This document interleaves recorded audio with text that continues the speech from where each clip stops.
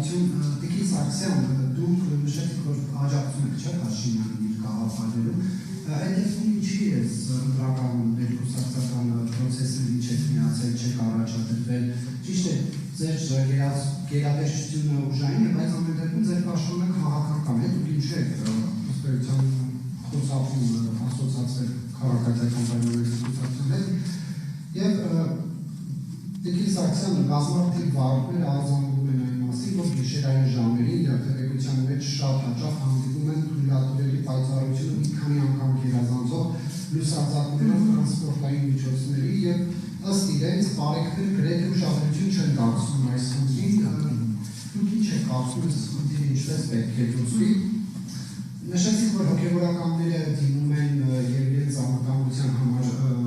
երաշխիքներ են, խնդրում ծառայություն իրենց համար մատուցում, այս դեպքում ինչու մյուս թևի հոգևորականների համար էլ նույն պայմանները չեն ապահովում, որովհետև մենք տեսանք, որ Թալինում համայնքապետը թույլ չի տալիս Արագածոտնի թեմի հոգևորականին մտնել եւ պատարակ մատուցել, ըստ էության իր, այսպես ասած, մասնագիտական գործունեությունը ծավալել։ Եվ մեկ հարցը սոցիալական ցանցերի հետ կապված, ես չգիտեմ ներքին գործերի նախարարությունը թե ոստիկանությունը այս ուղղությամբ վերահսկողություն իրականացնում է թե չէ, բայց ըստ իս նորաջագույն խնդիր է TikTok-ի լայվ ծրագրերը, որտեղ գիշերային ժամերին մեկին, երկուսին անգամ երեքին տեսնում ենք, որ ծնողները իրենց անչափահաս մանկահասակ երեխաների հետ լայվ վերջում են եւ ինչ-որ երեխաներին նաեւ օգտագործել են ինչ-որ ակնկալիքներ ունեն մյուս հետևորդներից, մեկ այլ դեպքում տեսնում որ դպրոցահասակ երեխան նայում է աննորիվ անծանոթ տղամարդու եւ կնոջ ուղիղ ետերից, որտեղ այդ երեխայի հետ սեռական հայացքներ հնչեցնելով են խոսում, դուք ինչ եք կարծում, ունի անելիք այստեղ ոստիկանությունը թե չէ, եւ նույնպես մոնիտորինգ անում եք այդ ծրագիրը։ Շնորհակալություն հարցադրումների համար, պարոն Կիրակոսյան, եթե հարց բաց թողնեմ, անպայման հիշեցրեք։ Առաջինը առաջիկա ընտրությունների համար կուսակցական ցուցակով չառաջադրվելու մասով։ Հարգելի գործընկերներ, ես ինչ պետական համակարգում աշխատում եմ, ես եղել եմ անկուսակցական եւ անկուսակցական լինել եւ քաղաքական օրակարգի կիսել վարչապետի առաջնորդությամբ քաղաքական օրակարգի կիսել գաղափարներին նվիրվածություն ունենալ, դրանք իրար չբացառող բաներ են։ Ես եթե չուզենայի ասոցացվել քաղաքացիական պայմանագիր կուսակցության հետ, ես չէի լինի Հայաստանի Հանրապետության կառավարության անդամ, ուղղակի։ Ես չէի լինի իշխող թևի մեջ ըստեյության ներկայացնելով ներքին գործերի նախարարությունը։ Կուսակցական լինել չլինելը անձնական ընտրություն է, ես գոնե թե նմանատիպ ռեժիմով հանրությանը ներկայանալու ցանկություն այս պայծրությամբ չունեմ, բայց դա չի նշանակում, որ չեմ շարունակում պաշտոնավարել եւ առաջ տանել այն քաղաքական օրակարգը, որն այս պայծրությամբ Հայաստանի Հանրապետությունը որդեգրել է կա կառավարության ծրագրում էր այլ ռազմավարական մոտեցում եւ ես շարունակելու եմ ներդնել առավելագույն ջանքը Հայաստանի Հանրապետության վարչապետի կողմից անանած քաղաքական օրակարգի առաջ մղման համար։ Երկրորդը լուսարձակների մասով պարոն Կիրակոսյան անցած տարի նորից բարձրացրել եք հարցը իրականում դե հիմա կասեմ ինչի չի լուծվել կամ ոնց եք մտածում որ պիտի լուծվի հիմնական երկու լուծում որպես այդպեսին քննարկել ենք հիմա վերջնականացման փուլում ենք առաջինը լուսարձակների լույսի չափման հետ կապված հարցերն են որոնք որ մեր մասնագետների պնդմամբ նկատում հանրապետությունում տարբեր դեպքերում որ քննարկում են շատ հաճախ գնահատվում են ավելի բարդ չգիտեմ ոչ արդյունավետ լուծում որպես այդպեսին եւ ունենք երկրորդ առաջարկը որ ճիշտ կլինի տեղզնման կայանում տեղզնության ժամանակ ստուգաչափվի բոլոր լուսարձակները մնացած հնարավոր մասերը որոնք որ կարող են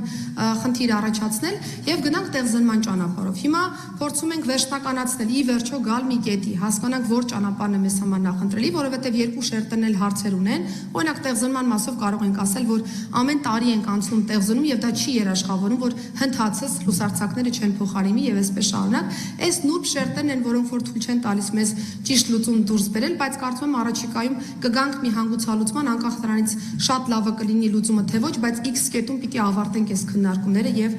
վարչարարությունն ապահովենք ինչ վերաբերում է Մյուս ձեր նշած իհարկե տերմինոլոգիա մյուս թևի հոգևորականներին Հայաստանի Հանրապետության իրավապահ համակարգը թևային հոգևորականություն չի ճանաչում եւ եթե անձը դիմում է իրավապահ համակարգին կա նախաձեռնված վարույթի շրջանակներում կա պաշտպանական միջոցի կիրառման մասին որոշում, այդ որոշումը կիրառվում է անկախ նրանից դու հոգևորական ես թե հոգևորական չես եւ անդրադառնալով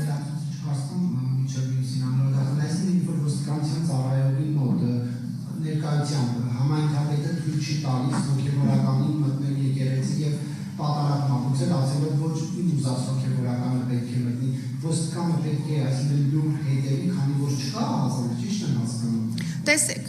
հարցի մասով շատ կարճ կարձագանք եմ, որովհետև անverջ կարող ենք թեման քննարկել։ Մենք ունեցել ենք նաև համանման իրավիճակում հայաստանյաց առաքելական Սուրբ եկեղեցու ներկայացուցիչ բողոք ոստիկանության անգործության մասին նմանատիպ իրավիճակ էր նկարագրվում եւ նշում էր, որ ոստիկանները դրսևորել են անգործություն եւ այս պայմաններում ըստ էության չեն ցուցաբերել անհրաժեշտ վարքագիծ, բայց ես վերադաս վարչարարության շրջանակներում անդրադարձել եմ կոնկրետ հարցադրմանը եւ կոնկրետ ներկայացուցիչը պնդում էր, որ սա մասնավոր սեփականություն է, մասնավոր սեփականության հետ կապված պետք է երաշխավորի իրավունքը անձի պետությունը եւ կոնկրետ վտարման պահանջ էր ներկայացվում, վտարել կոնկրետ հոգևորականի։ Ես վերադաս վարչարարության բողոքի շրջանակներում ֆիքսել եմ, որ բառացիորեն կարդում եմ, որպեսզի տարընկալումներ չլինեն։ Թեև եկեղեցու շենքը մասնավոր սեփականություն է, այդուհանդերձ այն իր նպատակային նշանակությամբ եւ գործառույթով սահմանադրորեն երաշխավորված մտքի, խղճի եւ կրոնի ազատության իրավունքի իրացման համար նախատեսված հանրային վայր է եւ չակերտավոր չակերտների մեջ եմ շեշտում, որովհետեւ գիտեմ ներկայացուցի այլ հակափաստարկները հրապարակային օֆերտա է անում եկեղեցին իր հետևորդներին գալու եւ հոգեվոր պահանջմունքները բավարարելու տվյալ տարածքում։ Եվ եթե մենք սկսենք սելեկտավորել, ով կարող է մտնել եկեղեցի, ում է ուզում եկեղեցու հետևորդը լսել եկեղեցում, այս քահանային թե այն, եւ մենք սկսենք ֆիլտրել այդ բոլոր process-ները, կներեք, բայց դա չի իրացնում այլևս եկեղեցու հիմնական նպատակը։ Եկեղեցին մասնավոր տարածք է, բայց իր յուրահատկությամբ եկեղեցին հանրային հրապարակային օֆերտա է անում բոլոր հետևորդներին գալու եւ հոգեվոր պահանջմունքները բավարարելու։ Հետևորդներն են որոշում ում լսեն, ում չլսեն, մենք չենք որոշում ով է կարգալուց, ով կարգալուց չի։ Եվ եթե հետևորդներն ուզում են տեսնել տվյալ հոգեվորականի եւ տվյալ հոգեվորականը որևէ այլ հաղորդում չի ներկայացնում այս թեմայով, ինչի մասն ենք մենք խոսում։ Եվ կներեք վերջին հարցը TikTok-ի մասով թեման իրականում էս վերջերս ավելի ահազանգող է թվացել, որովհետև տեսնում ենք ընդհուպ մինչև ստիպողական լացի տեսարաններ են բեմադրվում, դրանք են հանրայնացվում TikTok-ում, վերջերս նույնիսկ իրազեկման միջոցառմամբ ենք նաև հանդես եկել, որպեսզի մեր սիրելի ծնողները չանեն նմանատիպ բաներ, որովհետև դա առնվազն երեխայի լավագույն շահից չի բխում եւ երեխայի հուզականությունը օգտագործել եւ ներազեցություն ունենալ, դա վստահաբար առաջիկա ժամանակահատվածում լավ տեղ տանող process չի լինելու։ Շարունակելու ենք իրազեկման գործիքակազմը եւ նաեւ զուգահեռաբար եթե դիտարկենք այլ հնարավոր ավելի լավ գործիքակազմ, այդ ուղղությամբ եւս կաշխատենք, բայց շատ ճիշտ եք նկարագրում, որ սա անհանգստացնող ազդակ է բոլորիս համար։ Շնորհակալություն քննարկման